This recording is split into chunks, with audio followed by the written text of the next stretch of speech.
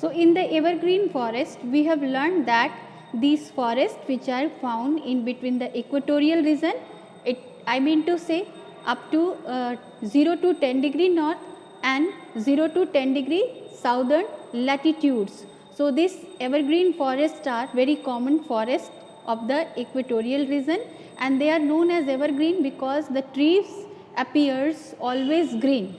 That's why, and the mainly it receives rainfall throughout the year, and the temperature is also very high.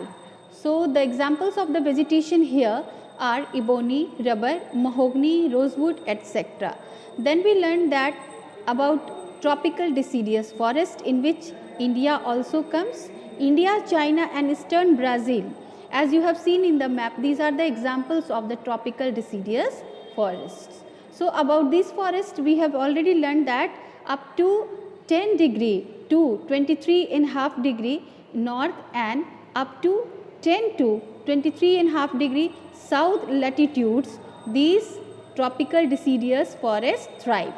So the most common trees found here are teak, sal, bamboo, etc. So these we have already learned in our previous class. The next vegetation is grassland. So first of all, we will see the map here. Children, this is North America, South America, Africa, then Europe, Asia and Australia. Children, in this grasslands, let's know about the division of these grasslands. Grasslands are the areas where the vegetation is dominated by grasses, and grass-like plants are scattering of trees. Grasslands are found in the areas of scanty rainfall. Opposite to equatorial region, here rainfall is scanty, means less, with varying temperature conditions. On the basis of climatic condition, they can be divided into two groups. Here again two groups, like tropical, like equatorial forest, these grasslands are also divided into two groups, and the first group is named as tropical grassland. Likewise, the next group is known as temperate grassland. So first of all, we will go through the tropical grasslands. They are located between the equatorial forest and hot deserts in both the hemisphere. So we are talking about the northern hemisphere and as well as the southern hemisphere. In both of the hemispheres, these forests are found. This grassland receive about 100 centimeter rainfall. So the rainfall is received up to 100 centimeter here, and the grasses of these regions are very tall, very rough, thick and tall. Campos in Brazil are the typical example of these forests. So children, here in the picture we are able to see savanna in Africa, here in Australia again savanna, then Campos and Llanos in North America. This is the equatorial region where these grasses are found. The example of Campos in South America is given here. Tropical grasslands you are able to see here in tropical region, means up to 0 to 23.5 degree north and up to 0 to 23.5 degree in the southern areas. So these grasslands in which we are able to give the examples of Campos and Llanos in South America, then savanna in Africa, then again in Australia part of savanna. Then comes the next grassland, that is known as temperate grassland. As you remember, the temperate zone up to 23.5 degree above 66.5 degree, that zone in northern hemisphere as well as in southern hemisphere also, means 23.5 degree up to 66.5 degree southern latitude. These grasslands are located in the temperate zone and in the interior parts of the continents. These grasslands receives about 25 to 75 centimeter rainfall. They sometimes receive snowfall also. The grasses of these regions are short and soft. So opposite to tropical grasslands, the grasses in comparison they are short as well as soft also. In that tropical grasses we have learned that those grasses are rough and tall, and opposite to that, in the temperate grassland, the grasses are short and soft. They are known by different names in different areas. So, this is the thing to be remembered in our mind. For example, prairies in North America. Look at in North America here, prairies is found, our Tropic of Cancer up to 66.5 in the northern areas, these prairies are found. Then pampas in South America here, in temperate zone, prairie pampas in South America. Then comes downs in Australia here, downs in Australia, and then comes veld in Africa. This is velds in the temperate zone. So, veld in South Africa in temperate zone. So, these are the examples of temperate grasslands. So, what is the rainfall? Rainfall is about 25 to 75 centimeter. This is the ratio of rainfall here, and there are various examples also given here. So, we must remember the name of prairies in North America, pampas in South America, downs in Australia, and veld in South Africa. Now comes the deserts. Children, when we call the name of deserts, mostly there is a image in our mind, means it is a very hot area full of sands. But you are surprised to know that deserts are also of two types, hot deserts and cold deserts. Let us know about them. A vast area which has less vegetation due to very scanty rainfall is commonly known as a desert. On the basis of difference in temperature, desert can be categorized into two groups, namely hot desert and cold deserts. So, first of all, we will learn about the hot deserts. These are mostly located in the western margins of the continents, where temperature remains very high throughout the year. Sometimes some important hot deserts of the world are Sahara in Africa, the Thar Desert in India, and the Atacama in South America. Cactus, shrubs and bushes are the common vegetation of the area. So, children, to learn about this hot desert or others also, we have to categorize this in points. So, first of all, we will see the location. In the location, they are found in the western margins of the continents, where temperature remains very high throughout the year. Then comes the examples. The examples are Sahara Desert in Africa, the Thar Desert in India, and the Atacama in South America. Then comes the vegetation. Mainly we are learning about the vegetation. So, the vegetation which are found in hot desert areas are cactus, shrubs, bushes are the common vegetation in this area. Now, let us learn about the cold deserts. So, the cold deserts are mostly found around the polar region. Do you remember the frigid zone, the polar zone? So, there it is too cold there. The cold deserts are mostly found around the polar region, where temperature remains below freezing point for the major part of the year.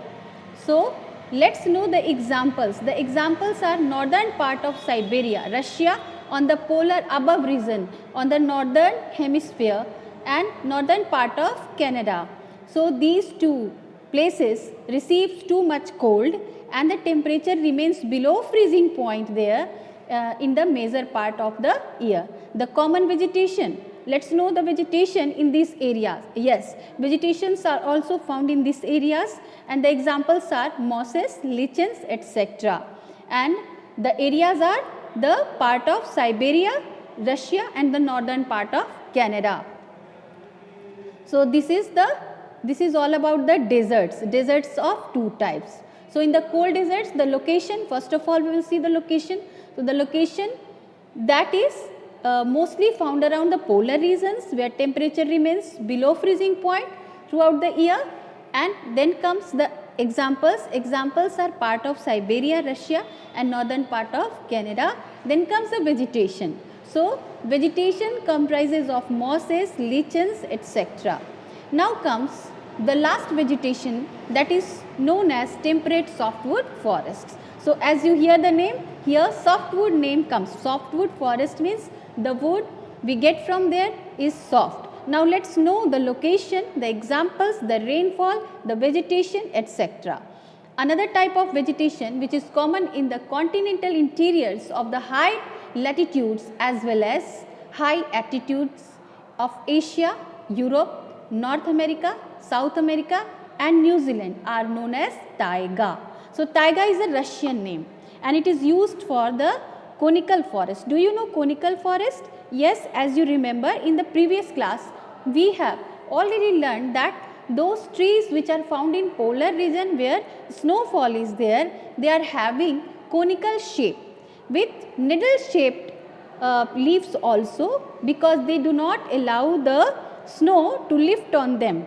That's why the trees find there in those areas, in polar areas, areas where it is too much cold and snowfall, in those type of area coniferous forests are found. So these are also known as coniferous forest because they mainly have cone bearing trees. The examples is Christmas tree. The trees are also conical in shape and they are having very soft wood. That's why this zone or these forests are also known as temperate softwood forest. They have needle shaped leaves also, and the coniferous forests are more in uniform and consist of pure stands of a few species. They are not in very much species, but there are few species of conical trees which are found in the high altitude areas. The main trees are, means the main vegetation, what we are going to know about the vegetation which is the main thing in this chapter. So the coniferous forest includes pine, fir, spruce, larch, etc. So the name of the vegetations, the name of the trees found here are pine, fir, spruce, larch, etc. So these are the conical shaped trees found here.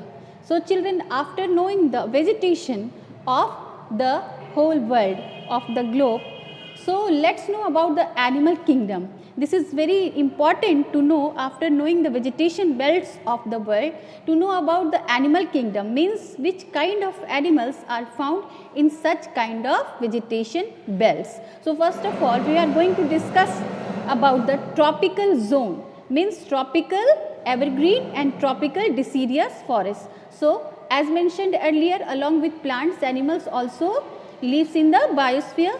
These can be birds, insects or animal. The animals vary from place to place because of the variation in the natural environment. The equatorial region receives heavy rainfall as we learned, and the temperature is also high.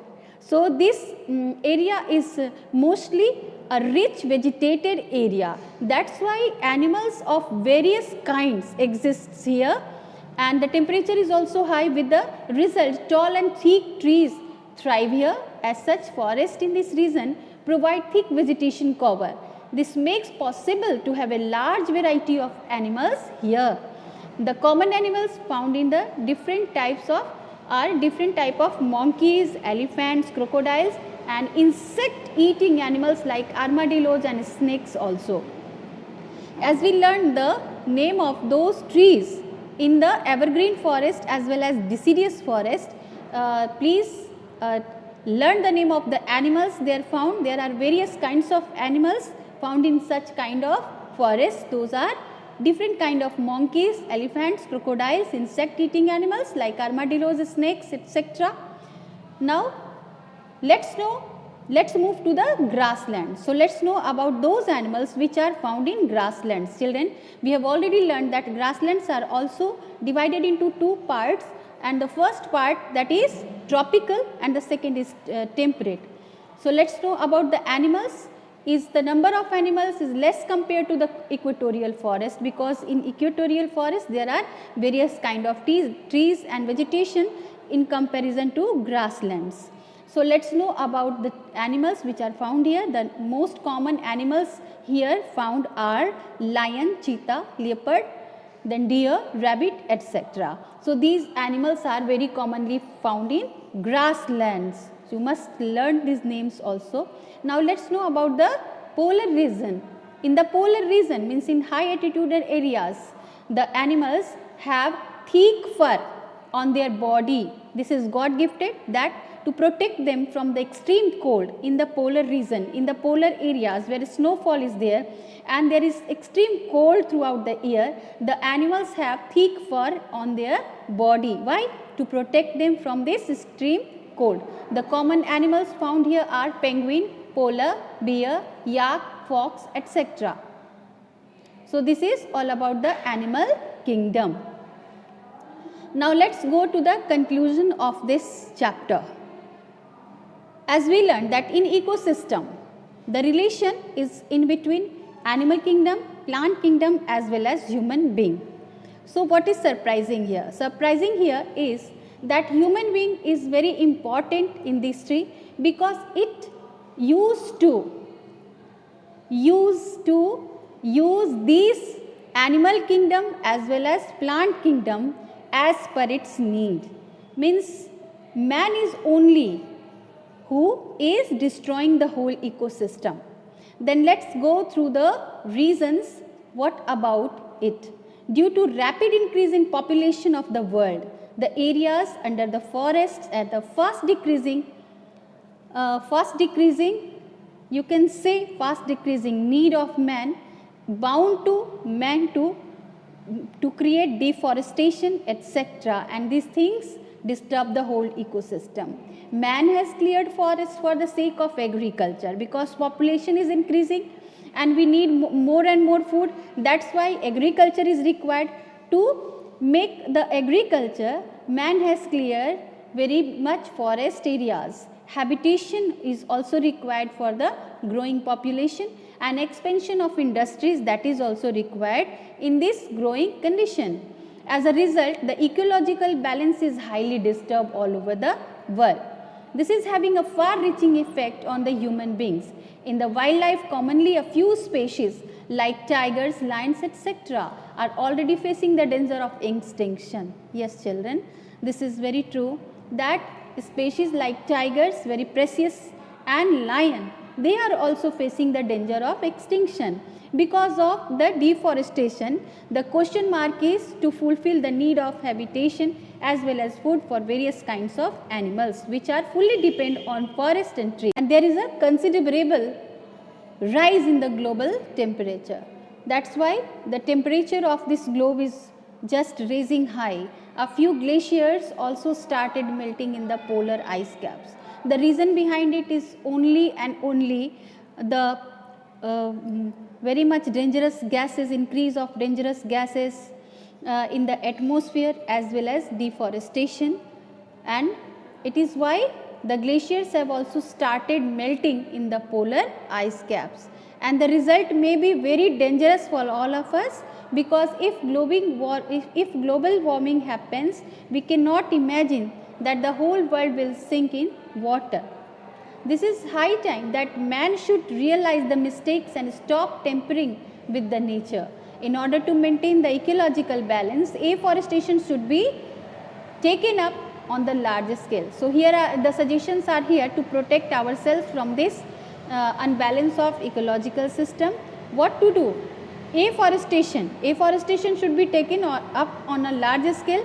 Then hunting of animals should be strictly banned, because they are also having the same right as human are existing on this earth surface. Human beings as well as animal beings are having the same right to live here freely. So that the animals should be protected and the hunting of animals should be strictly banned. For the sake of animals, the government set up various wildlife sanctuaries, national parks, biosphere reserves. Let's know what are they. First of all, we are just going to the biosphere reserves. So what is biosphere reserves? An area of land or water that is protected by law and order to support the conservation of ecosystem as well as sustainable coexistence of man with nature. So this is called biosphere reserve. So what is the area? What is the motto? What is the motto behind it? The motto behind it to protect or conserve the whole ecosystem. How? To making the conservation of the whole ecosystem. Then comes the next word, that is wildlife sanctuary as well as national parks. Let's know about the national parks. So large areas of public land set aside for protection of their natural beauty, means different kind of vegetation, native plants, animals and habitats in which they live. Plants as well as animals also includes in these national parks. Generally, national parks make the core zone in a of a biosphere reserve in which wildlife is strictly protected and no human activity is permitted here. In national parks, no human activities are permitted and it is totally for the protection of vegetation as well as animals and their habitat. Now comes the wildlife sanctuary, a place that is set aside for the purpose of protecting wild animals, generally endangered species, where these live, breed and are closely mentored for their survival. Yes, so this is wildlife sanctuary. For the sake of animals as well as vegetation, these are the steps taken up by our government. So the establishment of biosphere reserves, wildlife sanctuaries and national parks are there. These are a few measures to maintain ecological balance of the environment.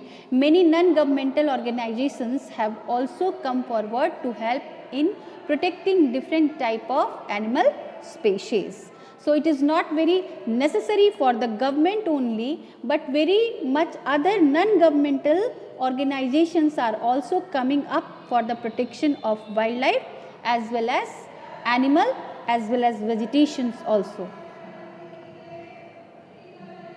So here a scene of Kanha National Park in which a tiger is roaming freely. Then comes Nanda Devi Bio Reserve. Two pictures are given in the book which are showing the preservation of these vegetation belts as well as animals. Do you know, children, conservation and preservation are used for wildlife management. Conservation refers to wise use, means sustainable use, and preservation refers to non-use to protect the animals and their habitats for future generation. So we must come aware of this protection of animals as well as vegetation. We must plant a tree and we must very kind towards the animals, and that is why in this way we will make our earth a beautiful place and we make our future safe.